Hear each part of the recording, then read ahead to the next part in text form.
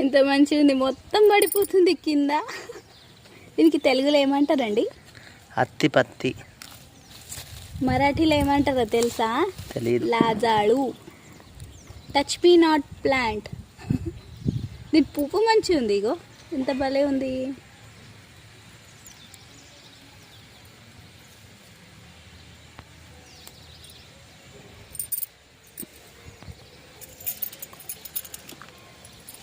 ఇక్కడ కూడా మస్తున్నది మన ప్లాట్లో. భలే మజా వస్తుంది ఇట్లా చేయడానికి. చిన్నప్పుడు మస్తు ఆడుకునే వాళ్ళం, ఎన్ని రోజుల తర్వాత ఇవాళ చూసినా నేను.